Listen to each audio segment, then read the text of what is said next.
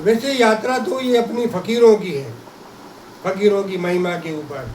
लेकिन क्या है, फकीर भी ऐसे ही साधन से फकीर बना है। उसकी फकारत मामूली थोड़ी है। बिना साधन किए कौन फकीर बन जाता? बिना साधन किए किसको वैराग्य आया आज तक? सब राग में ही तो उलझे हैं, संसारी राग में। वैराग तो उतरता है, आप वैराग ला नहीं सकते। आप सोचो कि वैराग ले आए, हम संसार से मोह छोड़ दें और वैराग ले आए, आपके बूते की बात नहीं है वैराग लाना। क्योंकि वैराग उतरता है, अस्तित्व उतारता है वैराग के लिए, और अचानक मन संसार से फट जाता है। मन संसार से फट जाता है क्योंकि वैराग्य उतर जाता है, आदमी वैरागी बन जाता है, सब तरफ से मोह फट जाता है। मोक्ष के बारे में यही तो बताया। आदमी पीछे पड़ा रहता है, मोक्ष मोक्ष। मोक्ष क्या है? मोह का क्षय हो जाए, यही मोक्ष। मोह का क्षय हुआ, मोक्ष, मुक्ति। जब आपको संसार में रस ही नहीं रहा, सारा रस परमात्मा में उतर गया आपका, अब बचा ही कहाँ है रस लगाने संसार में? कोई स्थान बची कहाँ है? कोई जगह नहीं बची जहाँ आपको रस मिले, क्योंकि रस संसार में है भी नहीं। ये संसार में रस मन बना लेता है। ये करेंगे तो मजा आएगा, ये करेंगे तो मजा आएगा, ऐसा खाएंगे तो मजा आएगा, ऐसा पिएंगे तो मजा आएगा। मन बनाता है रस जबरदस्ती का, क्योंकि परमात्मा तो स्वयं रस है, संसार में रस नहीं। संसार का रस तो मन बनाता है, लेकिन परमात्मा में स्वयं, इसको शास्त्रों ने कहा है, शास्त्रों में कहा है, गीता में कहा है, रसो वही स। रसो वही स, वो रस है, उसमें रस नहीं है। उसमें बकला वकला कुछ नहीं होता, नो छिलका, नो बकला, वो केवल रस है। इसलिए उसको कहा है रसो वही स। परमात्मा रस है और संसार नीरस, जड़ है संसार, जड़। पत्थरों में कभी रस निकलते देखा? कितना ही निचोड़ो पत्थरों को, हाथ में तकलीफ हो जाएगी, मगर पत्थर में से कोई रस नहीं निकलेगा। ये संसार जड़ बुद्धि है, जड़ बुद्धि है संसार। सुचैतन्य केवल आत्मा और परमात्मा, सुचैतन्य केवल आत्मा और परमात्मा है, बाकी संसार जड़ है। इसलिए संसार में तो रस वैसे भी नहीं है। मन मानता है तो बना लेता है कि चलो खाएंगे तो मजा है, सिगरेट पिएंगे तो मजा आएगा, पिएंगे तो मजा आएगा। कोई मजा वजा नहीं है।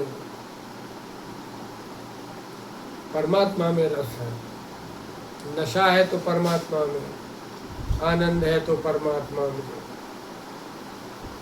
परमात्मा में डूबो, रस ही रस, आनंद ही आनंद, ऐसा है ये परमात्मा। इसलिए संसार को, और संसार को छोड़ना ये आम सबके बस की बात नहीं है। संसार छूटता नहीं है, क्योंकि मोहित हो गए हो आप संसार से, मोह ने मान लिया है आप। सब में मोह आपका, सब में मोह बंधा हुआ है आप। एक परमात्मा को छोड़ो, परमात्मा से पर कोई मोह नहीं है। बाकी सब यार दोस्त तमाम जो भी बातें हैं, जो बर्बाद, जिससे बर्बाद हो जाओ वो सारा संसार। लेकिन उसमें मोह है, उसमें रस है। इसलिए वैराग्य लाना आसान काम नहीं है, क्योंकि वैराग्य कभी लाया नहीं जाता, वैराग्य उतरता है और वैराग्य अस्तित्व उतारता है। अस्तित्व यानी स्वयं ब्रह्म, अस्तित्व यानी अस्तित्व। संस्कृत में दो शब्द हैं, अस्ति यानी है, अस्तित्व कहा गया है, अस्तित्व का वो अस्तित्व बन गया।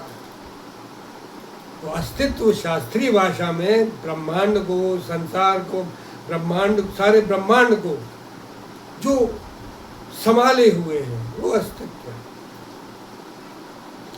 परमात्मा स्वयं अस्तित्व रूप है, इसलिए उसको कहा है अस्तित्व, यानी है, परम तत्व है, परम तत्व है, इसलिए उसको अस्तित्व, अस्तित्व का वो अस्तित्व हो गया है। और हम सहज भाषा में उसको अस्तित्व बोलते हैं कि सारा अस्तित्व परमात्ममय है, ऐसा कहते हैं ना कि सारा अस्तित्व परमात्ममय है। ये है वो अस्तित्व, अस्तित्व। संस्कृत की भाषा में उसको अस्तित्व कहा गया है, हम उसको अस्तित्व कह लेते हैं, बात एक ही है, समझने की बस है। तो वैराग्य उतरता है, लाया नहीं जाता, ला सकते नहीं हो। भजन करते हुए, साधन करते हुए, भक्ति करते हुए, परिक्रमा, माला, जप, ध्यान, मेडिटेशन, एकांतवास, खुदा की याद, यादा बिच शिव नु बसाले, तू परमानंद नु पाले। पंजाबी का भजन है, बड़ा प्यारा भजन गाया है किसी बंदे ने।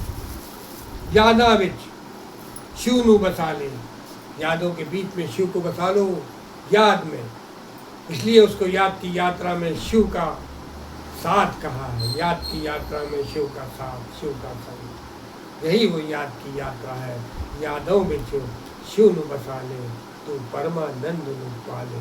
जब आप याद में, यादों के बीच में शिव को बसाएंगे, मतलब बार बार शिव को याद करेंगे, निरंतर शिव को याद करेंगे, प्रति क्षण सुबह शाम उठते बैठते खाते पीते जो शिव को याद करता है, शिव स्वयं आत्मा है, शिव कल्याणकारी है, आत्मा है, शिव परोपकारी है, आत्मा है।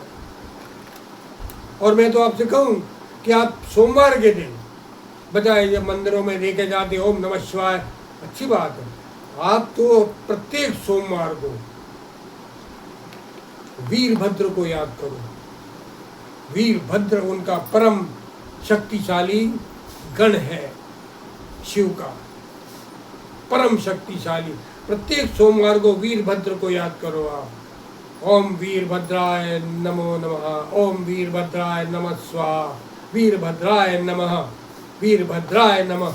वीरभद्र बड़ा शक्तिशाली गण था। ये वही गण है जिसने दक्ष की समाधि का विध्वंस किया।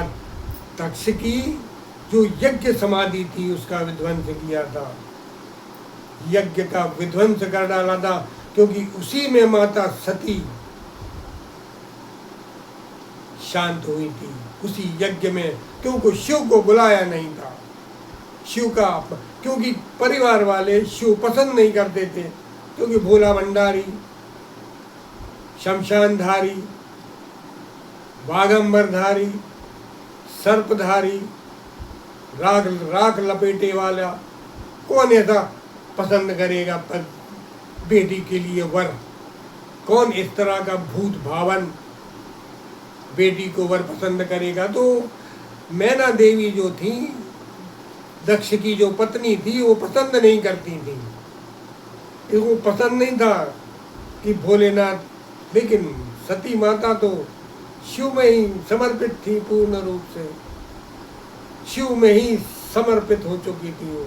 उनको तो शिव ही पसंद था वर के रूप में, शिव, दूसरा वर कोई नहीं चाहिए था उन्हें। लेकिन फिर तमाम बातें आप लोगों को सब पता है। फिर यज्ञशाला, उनके यहाँ यज्ञ का आयोजन होता है, तमाम यज्ञ, तमाम राष्ट्रों के अध्यक्ष, तमाम बड़े बड़े सारे लोगों का आमंत्रण था, एक शिव को आमंत्रण नहीं था। शिव हिमालय में थे, समाधिस्थ थे। सती माता गई शिव के पास, शिव जी से बोले, हे प्राणनाथ, मुझे अपने माँ के घर जाना है, पिता के घर जाना है, क्योंकि यज्ञ है वहाँ पर। तमाम प्रकार के बड़े बड़े सारे राष्ट्रों के तमाम देवी देवताओं, तमाम लोगों का आगमन होना है, तमाम लोग आने वाले हैं, मुझे भी जाना है। शिव ने अपनी समाधि से आंखें खोली और शिव ने कहा, सती तुम वहाँ नहीं जाओगी, मेरा आदेश मान लो, मान जाओ सती, मत जाओ तुम, मुझे कुछ शुभ नहीं दिख रहा है वहाँ। सती बोली कि हे प्राणनाथ, ऐसा मत करो, वो मेरा मायका है, मेरी माँ का घर है। माँ के घर में बेटी का कभी अपमान नहीं होगा, कभी अनादर नहीं होता है, माँ तो माँ होती है। फिर भी कहने लगे, बेटी मान जाओ मेरी बात। ये दक्ष बोले, शिव बोला कि हे देवी मान जा मेरी बात, सुन ले। लेकिन सती माता है कि मानने को राजी नहीं थी। देवी कहा, उन्होंने कहा, सब सखे कह लिया, प्रिय कह लिया कि किसी तरह तो मान जाए सती माता और यज्ञ में ना जाए, दक्षराज के यज्ञ में गई। आगे का सबको पता है क्या हाल हुआ, कितना अपमान हुआ और अपमान उनसे बर्दाश्त नहीं हुआ। और उसी यज्ञ वेदी में, उसी अखंड यज्ञ वेदी में उसने अपने शरीर की आहुति दे डाली और भस्मीभूत और आग लग गई, जल गई। बचाने का यत्न किया, प्रयास किया, प्रयत्न किया, मगर आग ज्यादा लग चुकी थी। शिव ने आंखें खोली, हिमालय पे बैठे बैठे पता पड़ गया शिव को पता पड़ गया। शिव ने बड़ी बड़ी आंखें खोली, तीसरा नेत्र जगा दिया, बाल निकाला, अपने लटों में से बाल निकाला, धरती पे मारा, वीरभद्र प्रकट हो जा। और वीरभद्र प्रकट हो गए उनकी उस एक लट से। वीरभद्र को आदेश दे दिया, वीरभद्र जा, दक्ष का यज्ञ भंग कर दे, भस्मीभूत कर दे, मचा दे उत्पात। आदेश सरकार का। वीरभद्र तो क्या है ही बन, सबसे महत्वपूर्ण गण है वो शिव का। इसलिए कहता हूँ प्रत्येक सोमवार को ओम नमः शिवाय की जगह ओम वीरभद्राय नमः बोलो, आप जरूर फायदा होगा। वो वीरभद्र भी शिव ही है, शिव से हटकर नहीं है। ये मत समझ लेना शिव नाराज हो जाएंगे, शिव कभी नाराज नहीं होता। शिव महाकल्याणकारी है, शिव महापरोपकारी है। ऐसा वीरभद्र को उन्होंने लट में से प्रकट किया, वीरभद्र प्रकट हुआ। आदेश सरकार, जा दक्ष के यज्ञ में जा और सब कुछ मिटा डाल, सब कुछ तहस नहस कर डाल। सारा यज्ञ तहस नहस कर डाला उस वीरभद्र ने। गर्दन निकाल दी दक्ष की, बकरे की लगाना पड़ी थी बाद में, फिर पता है सब आप। तो ऐसा है वो शिव कल्याणकारी, ऐसा है यादों में शिव न बसा ले, तो शिव को बचा लो अपनी यादों में, क्योंकि शिव स्वयं आत्मा है, शिव कल्याणकारी आत्मा है। और ऐसा शिव, सदा शिव, हमारा शिव, मेरा शिव, मैं शिव। मुरारी बाबू तो कितना अच्छा बोलते हैं, नहाते जाओ, नहाने में जाओ, पानी डालो, ओम नमः शिवाय, तुम स्वयं शिव हो, तुम्हारे भीतर आत्मा शिव की ही है, क्योंकि वो शिव कल्याणकारी। लोटा भर लो, डालो ओम नमः शिवाय। कहीं किसी मंदिर में शिवलिंग पे आवश्यकता नहीं पड़ेगी जाने की, अपने आप को शिवलिंग भाव में अपने आप को शिवलिंग बना लो, लोटा भर डालो, ओम नमः शिवाय, ओम नमः शिवाय, ओम नमः। शिव को मिलेगा वो जल, क्योंकि आप शिव को शिव के ऊपर डाल रहे हो, अपने ऊपर थोड़ी डाल रहे हो। सिर्फ भाव में अपने आप को शिव बना लिया है आपने, क्योंकि आत्मा तो शिव की है ना, शिव आत्मा ही है, परम उपकारी आत्मा है शिव। ऐसा है वो वीरभद्र गण। और इस तरह फिर तमाम बातें आपको सबको पता पड़ी। और फिर माता सती का शिव महाराज को गुस्सा आ गई, तो शिव महाराज गए उसी सती का जला हुआ शरीर लेके भटकते पूरे सारे ब्रह्मांड में चक्कर, लटाएं खुली, सारी लटें खुली, बाल बिखरे हुए और घूमते रहे सारे ब्रह्मांड में। फिर पता पड़ता है कि विष्णु, महाविष्णु को पता पड़ता है कि ये क्या कर रहा है शिव। बाकी जो कुछ बचा है वो अगले में करेंगे।